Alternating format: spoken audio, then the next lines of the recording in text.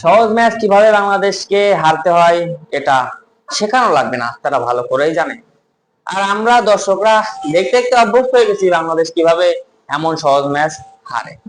আসলে যখন আফিফ হুসাইন আর তাহিদ হৃদয় ব্যাট করছিল তখন মনে হচ্ছিল এই জুটা একটু তাড়াহুড়ো করছে ভাই।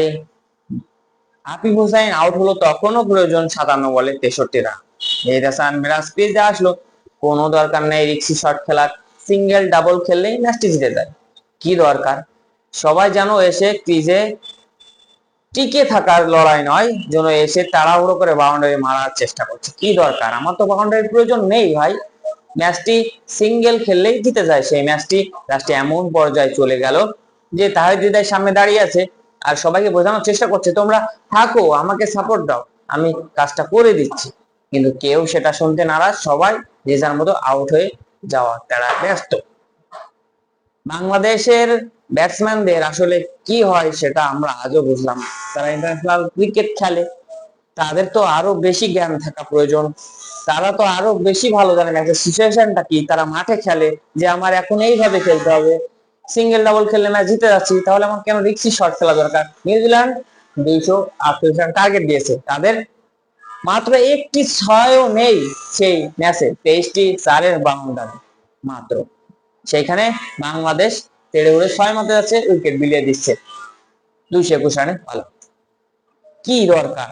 আমার ম্যাচ জেতাটা একটু ইম্পর্টেন্ট, বাউন্ডারিটা তো ইম্পর্টেন্ট না। এখানে 300 বল আছে হাতে, দরকার 248 রান, অর্থাৎ আরো 52টি বল এক্সট্রা আসে বল ছাড়া। সেখানে কি হলো, শেষ পর্যায়ে এমন একটি পর্যায়ে এসে দাঁড়ালো।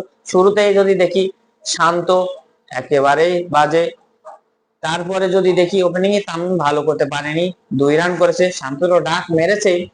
লিটন দাস সাইফ হাসান ম্যাচটাকে একটু সেট করে এনেছিল, সেখান থেকে পরবর্তীতে মিডল অর্ডারে তাহিদ হৃদয় আফিফ হোসেন ভালোই ধরেছিল, ম্যাচটাকে কন্ট্রোলে এনেছিল। কিন্তু আফিফ হোসেনের ব্যাটিং দেখে মনে হচ্ছিল ভাই সে যেন বল খেলাই ভুলে গেছে, প্রতিটি বলে যেন সে আউট হয়ে যাওয়ার একটা আতঙ্কে আছে। এই ধরনের খেলা দেখতে দেখতে আমাদের দর্শকদের তাহারে সমস্যা হয়ে যায়, যে তাদের অসহায়ত্ব দেখে। পিচের সমস্যা, আউটফিল্ড স্লো, এটা আমরা দেখতে পাচ্ছি। মাঠের অবস্থা খুবই খারাপ, দুই দলকে এটা ফেস করতে হয়েছে। নিউজিল্যান্ড একই মাঠে খেলেছে, বাংলাদেশ একই মাঠে খেলছে, তবে সিনারিওটা ভিন্ন হলো। বাংলাদেশের শেষের দিকে এসে একেবারে হাতে করা ম্যাচটি হেরে গেল।